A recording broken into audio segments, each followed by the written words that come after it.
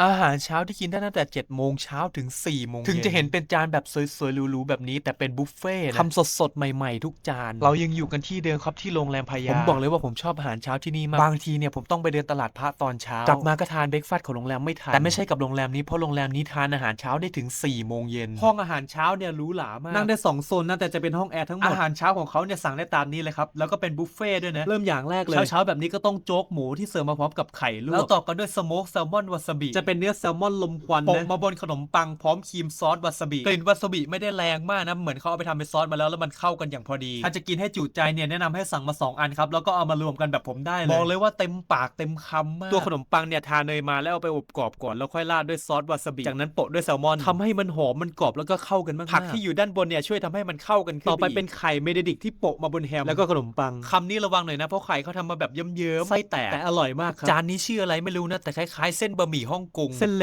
ล็กๆหน่อยเสิร์ฟมาในน้ำคล้ายๆซอสโชยุพร้อมกับไข่ครึ่งฟองอารมณ์คล้ายๆโซบะอันนี้ก็อร่อยครับเป็นธัญพืชที่ราดบนโยเกิร์ตโฮมเมดของเขาเองใส่ผงช็อกโกแลตและกล้วยด้วยยังไม่หมดนะครับยังมีโซนที่ให้เราไปตักเองได้อีกจะมีเป็นพวกผลไม้นะมีโยเกิร์ตข้าวต้มแล้วก็เครื่องต่างๆมีสลัดผักต่างๆผักเขาก็มีหลายชนิดนะมีธัญพืชด้วยไม่ใช่น้อยๆมีนี่ด้วยครับคิมบับอันนี้เนี่ยจิ้มกับซอสอร่อยเลยโยเกิร์ตโฮมเมดคอนเฟกธัญพืชนมอาหารเช้าก็มาตักตรงนี้ได้ขนมปังจะเอามาปิ้งแล้วทาเนยทาแยมก็ได้เนยเขาขูดมาให้แล้วแยมก็เป็นแยมแบบโฮมเมดมีต้มยำเห็ดด้วยนะเอาไว้กินกับข้าวได้แล้วอย่าลืมกินของหวานนะเป็นพุดดิ้งขนมปังส่วนน้ำก็มีครบมีทั้งน้ำเปล่าแล้วก็น้ำเป็นน้ำผลไม้สกัดเย็นจะมีเป็นน้ำดีท็อกกับน้ำมอร์นิ่งเอเนอร์จีเป็นน้ำผลไม้หลายๆชนิดผสมกันรสชาติก็จะแตกต่างกันไปแต่อร่อยทุกอันชอบก็ฝากกดติดตามด้วยครับกินต่อกันนะครับปิดกล้อง